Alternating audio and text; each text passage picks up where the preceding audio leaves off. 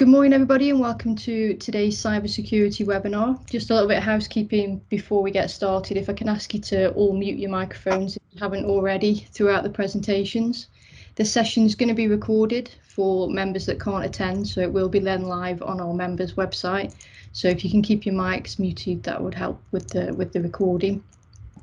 So that just leads me on to introduce today's speakers for this session. So up first, we've got Will. He's the CEO of Lockdown Security. Will is an experienced cybersecurity leader who sees cybersecurity through the eyes of a financial professional. Will has previously spoken on behalf of NatWest, NHS Trust and the BMF and provided thought leaderships on the topic of digital risk.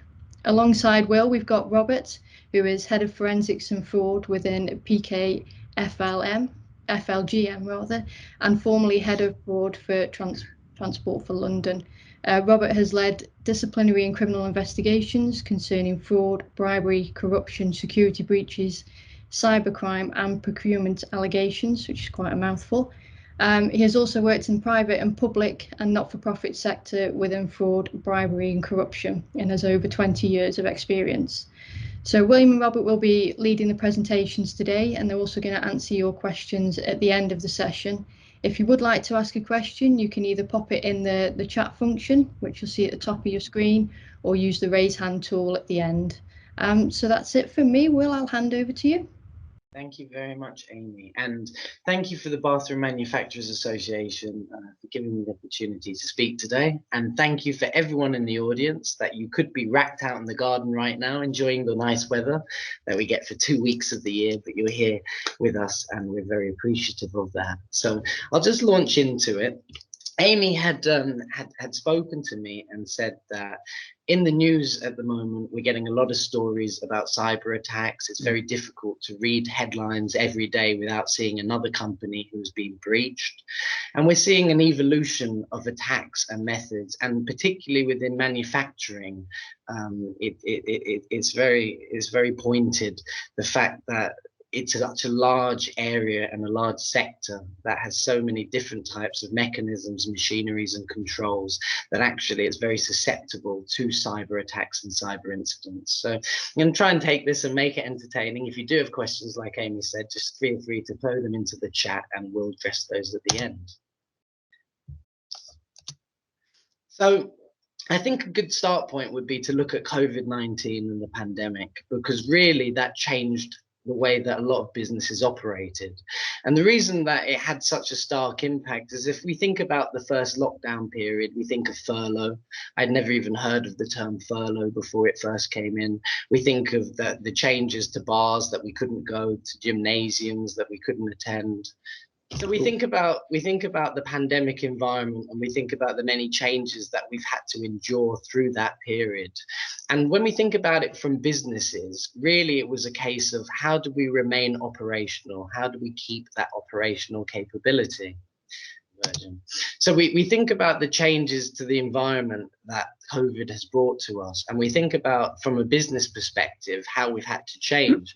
Right, so what we've had to do is we've had to change very, very rapidly. And what that's meant is that this accelerated change is out of convenience, really. So I've got two things here, which is procurement by convenience or security by design. And the problem is that when we're faced with a challenge like the pandemic, and we're changed with all of the changes that we've had to make as a business to remain operational, what we've actually seen with that is that businesses have rushed through the process to be able to remain operational without really thinking about the security parameters or concerns around that. And that's something which has given rise to a lot of cyber incidents. And the main reason that cyber criminals want our businesses and want to infect us and want to be able to take our data is because they want our crown jewels. So I just want you guys to think for a minute what your crown jewels are within your organizations. And that would be defined as anything from an IP perspective that you wouldn't want leaked. What wouldn't you want to emerge on the internet, on the dark web? What wouldn't you want your competitors to see what you're doing and the information that you create? And that really should form your crown jewels. And from a criminality perspective, it's exactly the area that criminals are also looking to gain. So I just wanted to highlight the enormity of the problem because it's quite shocking, really. And that is the government, the DCMS, produce a report every year called the Breach Survey. And within that, they do research with businesses in the UK anonymously who have admitted that they have suffered a cyber breach. The biggest problem with statistics is that the majority of customers who do get, or enterprises that do get affected with a cyber incident, tend not to report it because it's an embarrassment, and we don't want our suppliers, we don't want our customers knowing that we've suffered from one. But really pertinently, I think this is the major point with it, and that is actually only 14% of cyber attacks are as a result of some level of highly sophisticated attack method or an automated approach.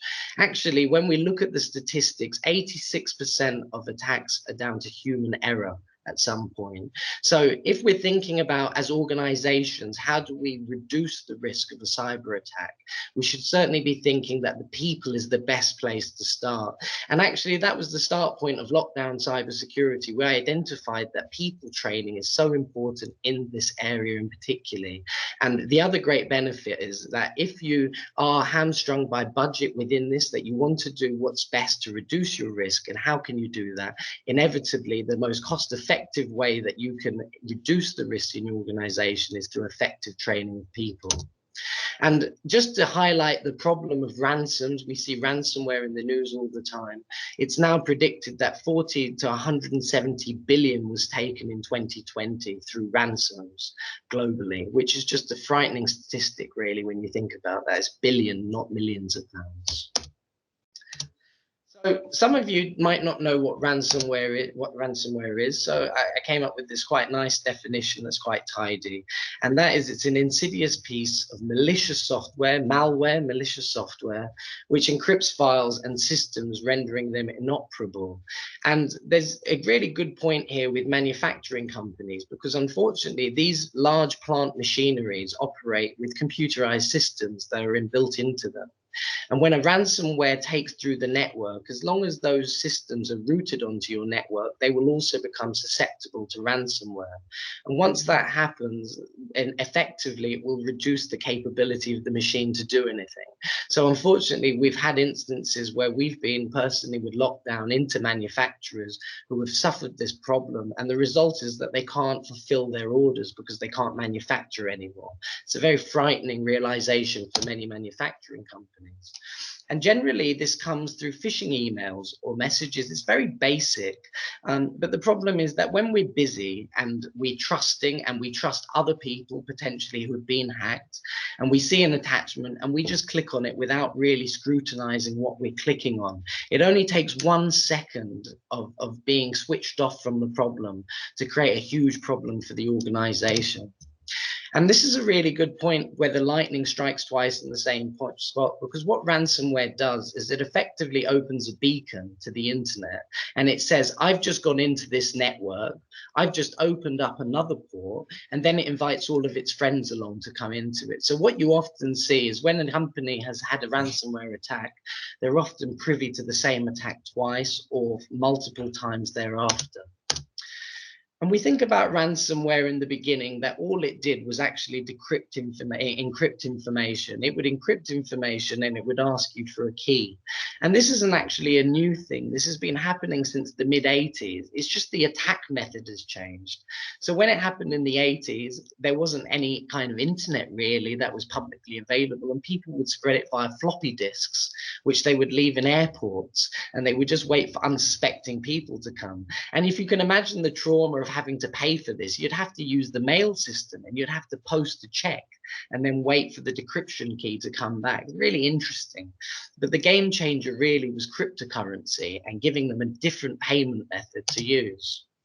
And what it does now in modern day is it opens a discovery phase. So what it will do is it'll sit on your network without actually executing anything for 2 or 3 weeks, and it'll look how you back up your systems. And the reason it'll do that is because the police advice has always been maintain strong backups that you can restore to. So the ransomware gangs figured that if they could figure out how you backed up your systems, they could figure out how to write over them. And if they could do that, they'll put you in a position between a rock and a hard place. And that adds to the whole extortion element. The other thing that they did was hold an additional trump card in the ability to exfiltrate data, which basically means pull your data from your systems to them. And they use this as an additional card to extort you with by telling you that they'll leak this information publicly onto the internet unless you pay the ransom. So it's just another card that these people hold. And pertinently to this sector, actually incidents within manufacturing tripled within 2020. So this is a huge emerging and growing problem that we really need to arrest. If you've never seen ransomware, this is typically what a screen you might be greeted by. It's very emotive. It looks at the language to try and get you to pay. And it gives you a countdown timer. And at the end of that countdown timer, one of your files will be deleted. And for every hour that you procrastinate, more and more files will be added to this pile to be deleted. This is a definite threat from the attackers that you need to take this seriously.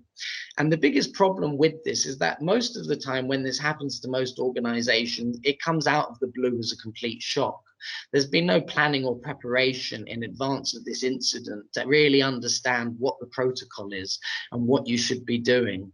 These slides will be available so you can read the menacing script thereafter. I can see some of you looking for it, but it's really insidious with the methodology of how it tries to work.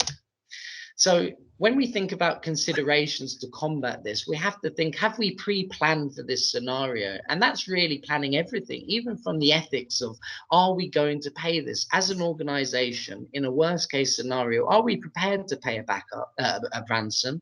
Or actually, do we have an ethical stance that we will not negotiate a ransom with these guys? And we need to think about the resilience of our organization, about the systems. We need to think about the contingency of our backups. And I would say as well that from a manufacturing stance, if your machines are routed to a network, potentially split the network so they're actually on a different network rather than the main network. That way you'll limit the risk of all of your machinery going down if the rest of your estate does. This is a really good point about bringing systems back, because when they go down, what you can't do is press a switch and bring everything back at the same time. So you need to have a plan of what you bring back and in what order. And that should really be dictated by the financial element to it. What is important to bring back systems? What are the integral systems for the business to operate and perform with? We need to consider that. You have to also remember that things like telephones these days are routed to the network too. So that will have a big impact on people being able to reach you. You really need to think through a plan. If you have insurance, you need to think, does our insurance cover this? There are many different types of insurance, and many of it is ambiguous. So we actually partner with an insurance company to look at providing more robust cover, widened, extended cover to our customers, and I'm very happy to have a conversation about that, but also have a conversation with your existing insurance company about what would be covered in the event of a cyber incident. And if data has been exfiltrated, do we know it's been taken? Who has been affected? And do we have a communication strategy in place? I think it's very likely that there's a scenario here that you've breached personal data in any exfiltration. So you'll need to have a plan to contact the ICO, and you'll need to have a plan around data protection in place. These are all considerations that we need to make. So one of the things that I wanted to do was I wanted to use a real case life example just to articulate some of the risk here. And one of the ones I wanted to look at was Norsk Hydro. If you've never come across them, they're actually a Scandinavian company, but they have locations all over the globe, and they have 35,000 staff. And they were hit by ransomware called Lokagogo, which came through a third party. So it came through somebody existing on their supply chain. So it was very trusted when the email came in. But what happened was attackers realized that if you're a really large company, a very effective way of getting into the system is to use a trusted third party, usually somewhere in the supply chain. As manufacturers, you have really extensive supply chains. So this is something that you really need to look out for, is that sometimes the phishing email might actually come from a trusted source. And that's how this got in. And within 3 days, it had executed what it wanted to do. It hadn't made attention to itself. So the IT workers within the company hadn't understood that it was there. But in that time, it had gained administration credentials and it was able to go to every country. And the effect of that really was that the business had to resort back to pen and paper, which is a very, very frightening realization for many of our businesses, that systems are so integral to the way we function and perform. Even today, we're using a Teams link, which is broken a few times, apologies, but you know, it shows the power of technology, and it also highlights the power that when you pull the electrics out, how do we cope as businesses? What happens? How do our staff retain their working ability? Systems were restored, but it actually came at a cost of $71 million. Now, they didn't pay the ransom for this. They had backups. But even with the ability to return to their backups, the monetary value of loss was $71 million. And that's before we take in intangibles like customer confidence being dented or supplier confidence being dented, the loss of contracts, the loss of our ability to maintain those contracts that we're contractually obliged to do so. I thought this was really interesting. The group information security manager described the incident as the worst moment of his life. So this was really horrific on an emotional level for the people concerned. And I think that's often lost. If you haven't suffered a cyber incident, the emotional understanding of what happens and the panic that it induces into the business, it often humbles most businesses, and then they never want to see this problem again. So if you've been fortunate enough not to suffer from this problem, it's really good to try and put in the right kind of mechanisms that you don't suffer from it. And I just wanted to end on some practical tips as well. So moving to cloud-based systems, we talk about the cloud all the time now. We've looked at digital transformation, how we move to the cloud. But actually, have we planned the move? Have we thought about how we're backing up? Have we thought about the security within the cloud? If we're sharing our data onto third-party sites, have we done security background checks to make sure that those companies that we're hosting our valuable data on is actually secure and is holding them securely? Lots of us use legacy or bespoke applications which were custom built, but these are often more vulnerable to security incidents because they lack the support of a wide SaaS network. And attackers realize this and realize that they're penetrable. My advice for that is, if you're running legacy systems, run a penetration test on them. Have an application test by people who are ethical hackers to see if they can break in. And then after that, see if they can remediate the problem. And do we centralize patching and updates? Many of us here will say yes to that, but have you ever seen evidence that this process is being taken place and how often it's being done? I think that's really valuable. We often talk about perception versus reality, what we think we're doing and what we assume we're doing as a business versus actually what we are doing. And what we find is people tend to cut corners, unfortunately, because of ease and convenience. And with security, we can't allow ourselves to cut corners. And finally, and really pertinently, have we provided staff with an acceptable level of training? And that is really something down to your own risk appetite within an organization. But with 14% of attacks being sophisticated and 86% of successful attacks being human related, really the area that we're going to get the most bang for our buck is with human level of training to bring people up to date and make them more vigilant and protected against the risks that we all face. I'd like to welcome Robert Brooker at this point. Robert. Thank you, Will, very much indeed. Good morning, all. Thank you to Amy and the BMA for having us. So you're probably sitting there thinking, well, that's cyber. Where does fraud fit with this? Why would that be? What is fraud? What does fraud look like in manufacturing? Does it look different in manufacturing? Let me tell you now, 90% of all fraud is cyber enabled. Okay, which basically means from any device, whether it be a laptop, whether it be a mobile phone, an iPad, a tablet of any description, people commit fraud that way. See some of you sitting there thinking, why would that be?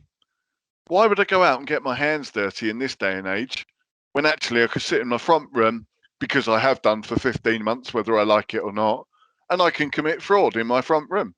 I can make as much money, and probably no disrespect to any of us, but more than all of us each and every day. Just think about that. I can sit in a front room in front of my phone or my laptop. You're going to say, well, we've all done that for 15 months. We have. That's quite right. And it's what we do with it and what our intentions of using these devices are. But unfortunately, serious organised crime gangs have got into fraud. Fraud is currently the crime of choice. Think about that. The crime of choice is fraud. It's the highest crime in the UK at the moment. 90% of it is cyber enabled. What's the reason for that? We'll look into that a little bit now. The reason for that is straightforward. It's easy, and it really is quite easy to commit fraud. The sentencing guidelines, the Fraud Act was brought in 2006, as you can see from there. When it was brought in, the guidelines were 10 years is maximum sentence. So I'll get 5 years. So if I commit £1 million worth of fraud, I'll get 10 years and probably serve 5. I see some of you thinking, what am I wasting my time in bathroom manufacturing for? I can see it now. Why would I do it? But that is the truth of it, isn't it? When you think about it, 5 years inside and £1 million. Do we get all of that £1 million? Rarely. Unfortunately, the money is dissipated to countries we have no jurisdiction over very, very quickly, and it disappears. And that's why fraud is currently the crime of choice. And it really is. Obviously, I've worked in it 20 odd years now. And apart from my day job, which is PKF as an accountancy firm, I'm chair of the London Fraud Forum, which is a public sector so kind of social enterprise, bringing private and public together. I really am passionate about it because the likes of yourselves just don't know when fraud might happen. And actually, don't sit there waiting for it to happen. Let's try and address it. So I mentioned the Fraud Act. What is fraud? A deliberate action to secure unfair or unlawful gain or to deprive a victim of a legal right. What is that legal right, you may ask? The focus is the dishonest behaviour of individuals and their intent to make a gain or a loss. Where do you think the biggest area of your risk would be as a manufacturing organisation? Where is your biggest risk of fraud, do you think? Unfortunately, and this might not come across that well, your organisation's biggest risk is you, the staff. If you've got people that are that way inclined, they have the information, they have the intelligence to do what they want to do, they've got the insider knowledge, it's pretty simple. So let's talk about what fraud looks like. False representation. That basically is a catch-all. I'm surprised in 15 years that hasn't been tightened up, if I'm really honest, because fraud by false representation means absolutely that. You falsify it, representing who you are, what you're doing, why you're doing it to commit fraud. Basically lying, if you like, dishonest, telling an untruth, whatever you want it to be. Failing to disclose is failing to disclose information. So we'll take it on a personal level. People obviously commit, it might be insurance fraud. Go back to Will's analogy earlier. It might be insurance fraud and you fail to disclose that actually you've had a car accident or you've had a burglary at home and you don't declare it. That is fraud. You've misrepresented that you haven't had a burglary or a car accident, but on top of that, you're failing to disclose that information, normally associated with obviously documentation. This is the one when I talk to staff, abuse of a position of trust. So somebody enables you the ability to approve or raise invoices in your organization or to order goods, okay, for your organization as a manufacturer. And ultimately, you abuse that position of trust by you order more stock than you need, or actually panic sets in and you go and order it from anywhere. God, that's a bit random, Rob. What do you mean by that? Well, actually, at this moment in time, tell me now, who's had a shortage of materials or stock that they can't get hold of and they're telling the consumer it will be 8, 10, 12, 14, 16 weeks, whatever it may be? I know that's the case. I know that's the case in manufacturing. It's as low as how many of us try buying salad leaves in Tesco's, Aldi, supermarket, whatever one it might be. You can't get salad leaves for love nor money at the moment. And I know you can't get the goods that you require at the moment either. And what would that lead to? That leads to you looking elsewhere as a manufacturer to go out and get those goods. So where do we go? Let me relate that to a story of mine that when working at TfL. Transport for London, run the underground, run the buses, run the taxis. You know who they are, hopefully wherever in the country you are. We had a situation whereby we had a depot for the railway, for the trains, and the carriages all come off separately and the wheels are separate. And there was a shortage of ball bearings that sit all the way around the wheels. And there was a shortage of them. A bit of a panic because for some reason stock control hadn't happened or whatever. We don't really know how that worked. Stock control hadn't happened and people panicked and went and bought them from wherever they could, using registered suppliers. Okay, so still using people that were on it as a registered supplier.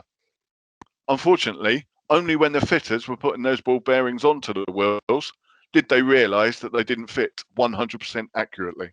Thankfully, no train left that depot and didn't end up on a track. But you think about that, it fitted in the wheel, but not as tightly and as perfectly as it should. So you say to me, well, that's obvious, a ball bearing turns up. If I had it now, I could show you the box exactly the same, okay? No different whatsoever to the original. I could show you the ball bearing. To the naked eye, no different whatsoever. It still had, there's a little mark on each ball bearing that you know that it was manufactured by that company, and there is obviously the size on them, etc., etc. But when you actually measured using engineering tools to measure correctly, it was slightly smaller. So all I ask is that we all do it. We're in times of pandemic, times of where we are now is crisis, and we have a shortage. We're going to be out there trying to obtain goods, not necessarily being the goods that we think we're buying, even using suppliers. So let's just talk about what is fraud in manufacturing. You'll see some headlines there: product quality, fraud warranty, IP infringement, inventory, detection measures and prevention of fraud. There's many areas that you could become victims. But please, the manufacturing industry is not immune to fraud. Fraud, as I said earlier, is the crime of choice, and unfortunately you're targeted the same as anybody else. People may call it different things. They might call it intellectual property theft. They might call it IP infringement, but it's still out and out fraud. Associated with that might be bribery and corruption. Okay, so somebody might take a bribe to do a deal with somebody because they think they're getting a good deal. I always talk about this, and in your organizations, you all have project managers. There are two types of project manager. One who uses the same company all the time because they do a good job, they do it within budget, they do it on time, and actually, as the lead for running that project manager, I've got a pretty easy life. Yeah, you're all sitting there thinking, of course, that is the project manager we have and we need and we want. What's the flip side of that project manager who uses the same company all the time? Because there's something in it for him. Be it a brown envelope, be it some personal gift, hospitality. Not that any of us have had that for 15 months, but you know what I mean. Is it that? Could it be that's where they're getting it from? Could it be that whatever goods are manufactured, actually they've got a private company? Bathroom manufacturing, they've got a private company. Let me take you back to very early days in my career, a clerk of works in the local authority. And he was responsible for a refurb of bathrooms and kitchens throughout a whole estate. And believe it or not, a local authority, and I'm talking back in the, when would I have been? Back in the late 80s, early 90s. And as a clerk of works, he was ordering Whirlpool. Whirlpool might not be quite the top of where we are nowadays, but those that are old enough to remember, like me, we all know it's a great brand, and it was at that time probably top of the tree. You really putting those in the local authority house? Probably not. When we followed it and understood what we were doing and we understood where he was going with this property, he had a bloody nice villa out in Spain, and so did his mum, and a couple of mates had all Whirlpools in there. Look him up, it's done. David Proughton, he did time for it, okay? Don't mind sharing it. He worked in the Hertfordshire Authority, and that's basically what he did. He over-ordered and ordered additional equipment for his own benefit to make money. And that was somebody whose clerk of works was top of the tree. So why would that have been back then? Top of the tree, the profile of a fraudster. Who is a fraudster? We're all looking on here today. Anybody is a fraudster in the same way that anybody can be a victim of fraud. Back in the day, you would argue the profile of a fraudster was a middle-aged man, senior position in an organization. Sounds like I'm talking about myself, doesn't it? Ultimately, that is that person. Been there probably 10 years or more. They know the business. They know how it works. Everyone has respect for that person. They trust him. That's how that person committed fraud. That profile has changed. That profile now is youngsters, probably, generally speaking, a lot younger demographic, and they are targeting organisations. And they say, by the way, I've got a couple of mates, we've all worked together. Can you give us a job? Yeah, of course. We have them in. They commit that fraud within the first 2 to 3 months, and miraculously, they all have to go and leave. Back to Will's point and data theft, etc. That's what they're after. They come into your organisation to steal whatever they can, go on the dark net, sometimes known as the dark web, and they sell that data of individuals, of their bank account details, their personal history, and then the likes of all of our unfortunate mums, dads, nans, granddads, whatever it might be, elderly aunts and uncles. Bloody hell, I'm getting a lot of text messages, I'm getting a lot of emails, I'm getting a lot of phone calls, and they're all scams. That's what these guys do. They download that data, they sell them on the net because that's how they make their money, and they're called sucker lists, and they get sold off to people. Just bear that all in mind. Okay, that's where we're coming from. So fraud in manufacturing, what is product quality?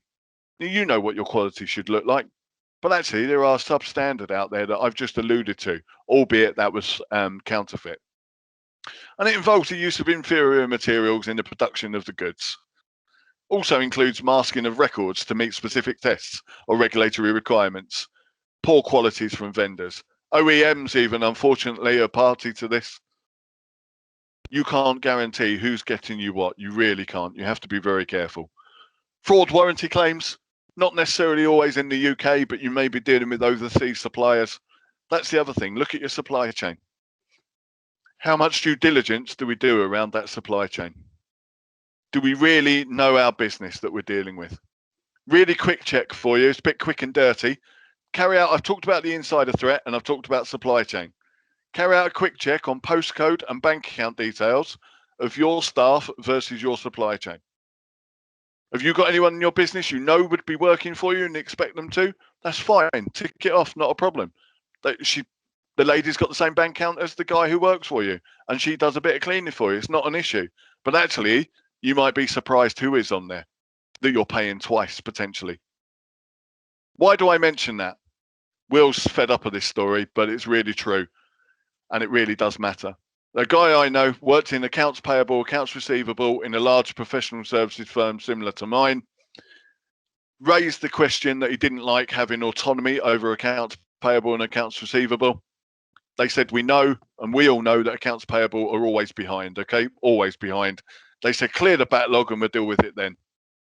So he looked to clear the backlog, did it for a couple of months, said, look, I'm really not happy about this. I've got complete autonomy and I feel really vulnerable. Yeah, we know. We need to get another member of staff. Just don't worry about it. With that, he begins to see partners or directors bonuses and that go through and thought, I'm raising this. I'm telling people it's driving me mad. It's driving me mad. What am I going to do about it? I know. I'll set up some fake invoices and pay myself. He paid himself to the same bank account details as his wages were paid into. Okay. He paid himself £250,000. Yes, £250,000 over 17 months. When he was arrested, the company were not aware. The only reason he got caught is because it raised the suspicious activity report within the bank because of the volume of transactions and money transferring to his account on a regular basis. When he was arrested, and I may add at this point, he got 3 years in prison, okay, and served that time. How much money did he have in that bank account? £250,000. That company were very lucky. When asked why, because I could.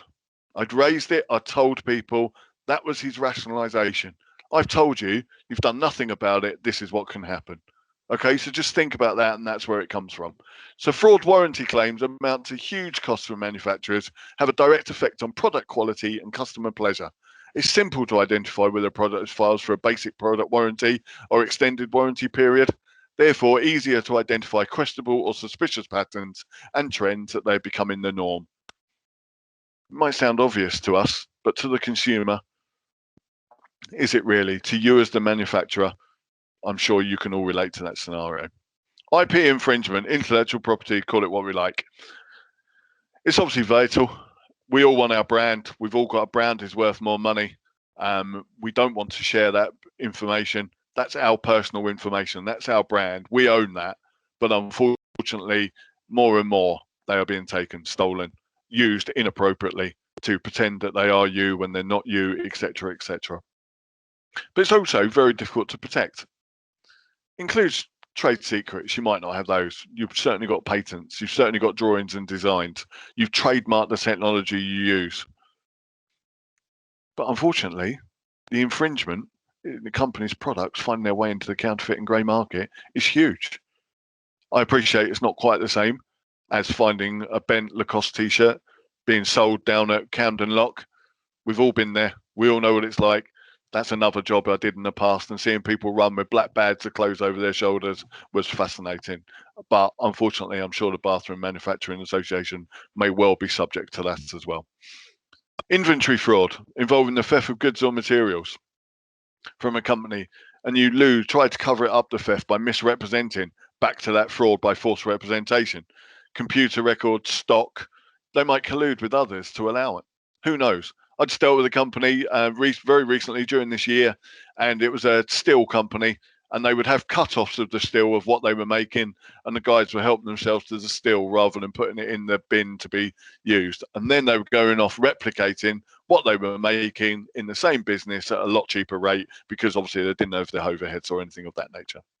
So detection measures and prevention in the manufacturing industry, I appreciate it's cost effective, because your insurance, your data mining, analysis on a consistent basis, reviewing management, setting up hotlines, results from implementing such measures have highlighted a significant decrease in fraud and risks. Please believe me, anyone who says I have no fraud, I question straight away, how much education and awareness do you do? Probably zero, if I'm being really honest, which then feeds back to Will. There's a perception at board level of what fraud occurs, and then there's the actual level. So we carry out a fraud risk workshop with your staff in your business, get them to put themselves in the shoes of a fraudster, and I'll tell you what, where they say they can commit fraud won't represent the true picture of what you think it is as an organisation. Don't be shy, ask your staff. So fraud's not a focal point necessarily for all organisations, but awareness goes a long way. Just keep an eye on performance and implementing restrictions on internal spend. Greatly increases fraud risk management processes, leading to much improved culture and behaviours. Why is that? What is the culture? What is the behaviour? The culture in your organisation and the behaviour is led by the senior leadership team. They set that tone from the top. If you ignore fraud because you're concerned about public perception, other staff's perception, excuse me, the chances are, unfortunately, it would just be escalating quicker and quicker and quicker. Behaviours and culture are so important. Just remember that. Governance, we talked about, awareness, education. And look, it's not quite as gloomy as it all seems. I'm sure many of you are doing exactly as you should be, and actually it's not an issue. But unfortunately, if you don't, and as I said at the very beginning, take your eye off the ball, this is the situation we could end up in. Thank you very much indeed, and I'll hand back to Will. Well, I can easily do this. Look, there's the offer from Will and I, the 30-minute fraud and cybersecurity consultation. For any of you that are on here today, we're happy to speak with you about where your concerns might be, where you consider your risks of cyber and fraud to be, and see what we can do for you in that 30-minute session for you to get a greater understanding of where those risks lie and what you can do about them. I believe we've got time now for a Q&A. We've taken up the 40 minutes that we said we would. There's our contact details, and I'll hand back to Amy because I believe there's some questions already come in. Thanks, Robert, and thanks, Will. Both great presentations, some really interesting stuff on there. I could listen to all day with the war stories that you've got. But we've had a question in from Tom. So Tom says, are the varying degrees of cloud computing more or less vulnerable to ransom attacks? The way that you need to think about it is when we think about cloud, there's always a misconception, first of all, about what cloud is. And really, cloud is just data being stored somewhere else, usually in a data center. Right? And these data centers are very good security, but you have to think. So when we're talking about Windows servers, they're actually, for redundancy, they're backed up in loads of different continents with failovers. So we saw an incident yesterday on the internet where many large news agencies went down. What happened was, as soon as those servers went down, they were trying other servers in other continents to see if they could boot up from those. So there is resilience with cloud. One of the problems with us using cloud as a storage mechanism is what we tend to do is that to make it easier for ourselves, we auto sync the systems, so the update, so everything that happens every hour will automatically be synced into the cloud environment. And what ransomware does is it looks for patterns like this, and then it looks to infect the files a minute before the auto sync is due. That way, when everything is synced into the cloud, it becomes encrypted as a result. So if you're thinking about cloud, the best way to do it would really be to draw it out. You've got to also think about other ramifications too. So if we're using data which is about EU citizens here in the UK, where is that data being stored in our cloud systems? Because if that data is being stored outside of the EU, there are additional ramifications for that. So we need to think about data sharing. We need to think about where the data moves across. We need to think about how our systems connect with those cloud systems. And really, we need to draw out a plan of how this all syncs together is the most effective way. And how can we protect our data? For instance, last 12 to 15 months, a lot of people have been working from home. So how do we protect company data with home working?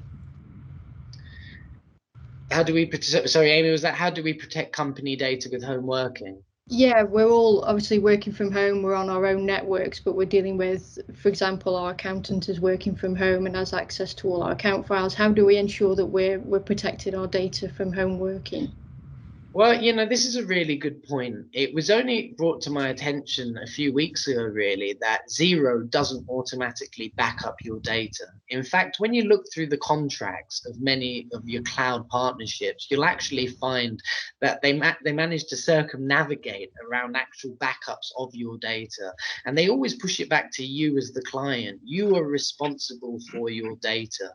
Inevitably, when we talk about cybersecurity, we have to consider a very layered approach. Can you hear me, guys? Yep. Yes, Will. All good. Sorry, guys. When we think about data, we need to think of it in a very layered way. So we need to think about people, process, and technology and how that all goes together. So from a technology perspective, we need to be thinking about building our laptops to images. We need to be thinking about potentially connecting via VPNs. We should be thinking definitely about two-factor verification or multi-factor verification to get access into something, which is an additional layer that we can do to make sure that when you're getting onto something, you are the right person and you're authorized. But we have to think about our individual home security as well. And even basic things like, do you have your router in your house? Have you changed the password on that? Or are you actually using your default password to connect to the internet? If you're using your default password, Robert will tell you as well that there's a good chance that it's already been leaked onto the internet in a data breach. And what these attackers do is that they use these stolen passwords of default routers, and they use that as the mechanism to get into your home network. If they can get into your home network and they can get onto your machine, the moment you take that back into your office environment, you then infect the office environment. So you really have to think through a planning phase about if we're having staff working from home, are we safeguarding them with the right level of technology? Are we providing them with the right level of education?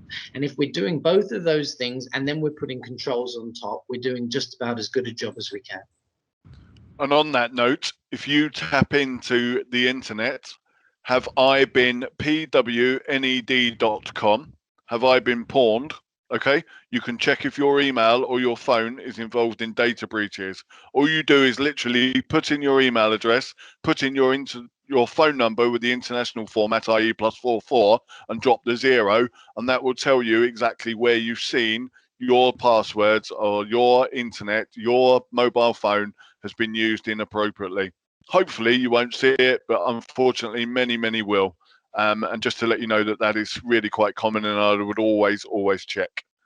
And Will's quite right, and I don't mind, Amy, if I join in here, if you don't mind, with regards to fraud during lockdown. And we've had people obviously mobilised at home. And let's be honest, that's not going to change, is it? We're going to be, and I hate this word, I hope somebody comes up with a new, as Will said earlier, furlough. None of us had heard of it over a year ago. We're all sick of hearing of it, despite how good it was. Who had even thought of furlough fraud, let alone furlough? The same as hybrid. What do we mean by hybrid? Working at home, working in an office, whatever. But actually, that's going to continue, isn't it, for some time yet, thankfully. I say, as sitting at home for the last 15 months, I'm delighted. But actually, what does that mean to you as the business, as an organization? Where are your fraud risks? You've probably had to furlough people, unfortunately. Very sadly, you might even have to make people redundant. Where does that leave, for instance, in your accounts departments, and you as probably approvers of certain levels? Where's are your schemes of delegation? Are the right people having the right approval in place? Are you happy at who's signing off what? Just think about that.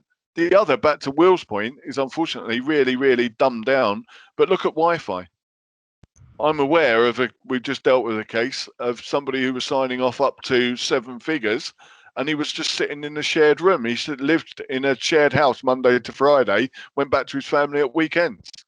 And because of his role, he was still doing that. They were all sharing off of one internet.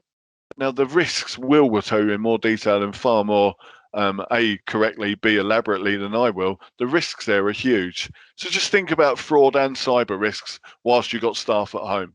It's not quite the same as having people in your office using your VPN. Thank you, Robert. Absolutely. And do you think you can ever really prevent fraud within your organisation? Of course I do. And of course you can, is the most important. Funnily enough, I did a presentation yesterday for the Procure to Pay network, and I was asked exactly this same question. And my response automatically is, why wouldn't you? What form of prevention, and we all know this, I'd say preferable than cure rather than better than cure, is preferable. The reason being is that if you are a victim of fraud, it's really expensive and it takes a long time. So what prevention can you do? You've got systems prevention, obviously. Many systems you can ensure that you've got the right things in place to prevent those systems becoming victims. Governance, what policies and procedures do we have? Are they updated rather than just gathering dust? Metaphorically, obviously, on your intranet nowadays. But actually, do they then relate to every other policy and procedure you have in terms of disciplinary, in terms of code of conduct, gifts and hospitality, declarations of interest? They're numerous, but do we have them? If we don't, then unfortunately you are susceptible to fraud because you're not tight enough when it comes to a disciplinary or a court case. So therefore there's prevention that works. And then the awareness and the education piece. So I said earlier, you might not consider that you have fraud, so why would I like to educate somebody around it? That was a response I received once. Well, I've got no fraud. How do you know if you haven't got fraud if you don't go looking for it? How does somebody report fraud if I don't tell them how to report it? Who has a fraud and corruption policy? You might do, or a strategy. Do you have a response plan? What would happen in your organization now from both a cyber perspective and a fraud perspective if something went wrong? Is there a document I could pick up and know, as the person who's found it, what is my responsibility in this business? More importantly, who do I report this to? Who's the right person to speak with? Actually, what then happens? Do I just phone the police? Can I just say we'll have a laugh about it? Good luck with that one. Because unfortunately, they don't know from the local phone call, many police stations will just say to you, I'm really sorry, we can't help you. So it's just getting a greater understanding of exactly what to do. I just to add to that, Robert, that was a lovely answer.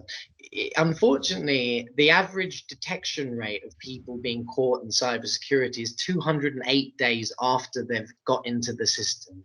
So they're not detected for an average of 208 days. They're sitting in there. And if I was attacking an organization and I was sitting in watching, I'd also be looking at Outlook calendars, because I'd be picking a time when the IT director has conveniently just got onto a plane.